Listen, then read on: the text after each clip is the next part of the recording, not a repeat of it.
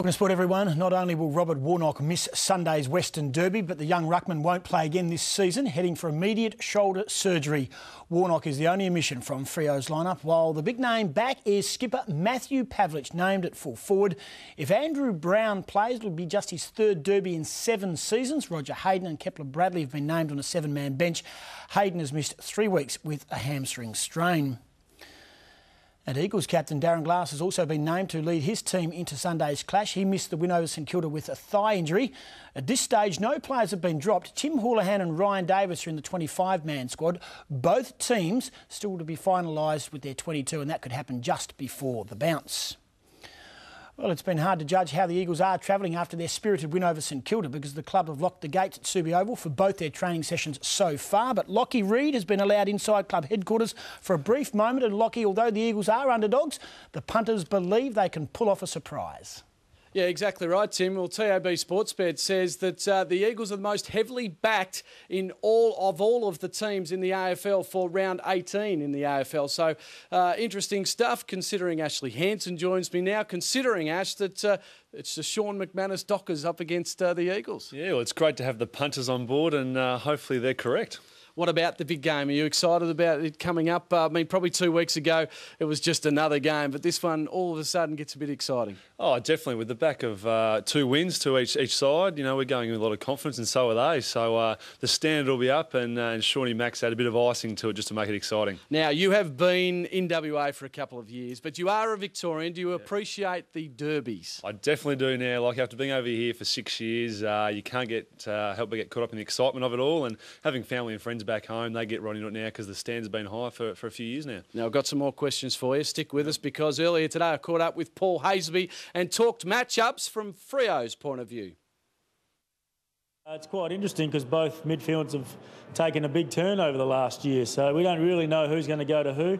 Matthew Prittis is important, and we've seen that Quinton Lynch and Brent Staker have been doing some really good work for them.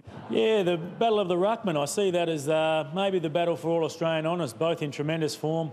Coxie's got the runs on the board, but Big Aaron is quickly closing the gap between the two of them. So Aaron will have something to prove against his more known opponent. Nothing's more certain that Joshy will get involved in this game one way or another, and played really well last week, so hopefully he can continue that on. No Kerr, no Cousins, no Judd. Who will Josh Carr niggle, do you think, this weekend? I'm not sure. We had a lot of ball winners there last week with Ebo and Stakes and that, so hopefully he might get a bit confused because there's no other Curries there, and he might get a little bit bored maybe. I'm not sure, but I'm sure he'll find some way, Josh. Now, Paul Hasleby and yourself mentioned Brent Staker, a massive game last weekend through the midfield, but important for him to back it up again this week. Oh, definitely, and he's had some good form for a couple of weeks now, so if Brent just goes out there and plays his normal game that he has the last couple of weeks, he'll be fine. So there's no added pressure. Just play a natural game, mate. The big lugs in the middle. It was Quinton Lynch and Stakes and Coxie. I don't think we've seen a bigger midfielder. Ash, do you think that'll happen again?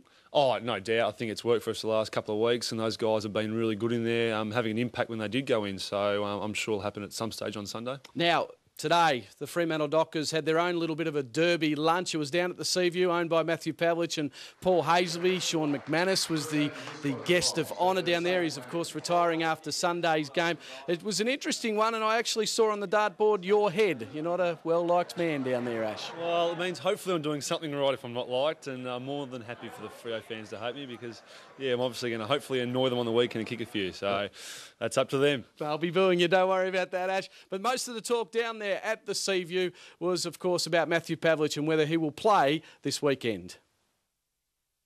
I have to get through training tomorrow, which will be a closed session, so none of these cameras and whatnot will be there, but very, very keen to get through, and I only did a little bit this morning, but I'm very confident that I'll be able to play, and as Aaron said, it's such a big game for the club. Shawnee Mack, been an absolute legend of Fremantle football, has got such strong family values. He will not miss that game for Shawnee Mack. Now, why will you win? I think we're playing good team footy, mate, and we're hungry to go back-to-back, so really looking forward to it. Hopefully that convinces you, Goss, from Subiaco. That is the word, Subiaco. It's back to you. Good on you, Lockie Reed. Thanks to Ash Hansen down there. We're all getting excited. Still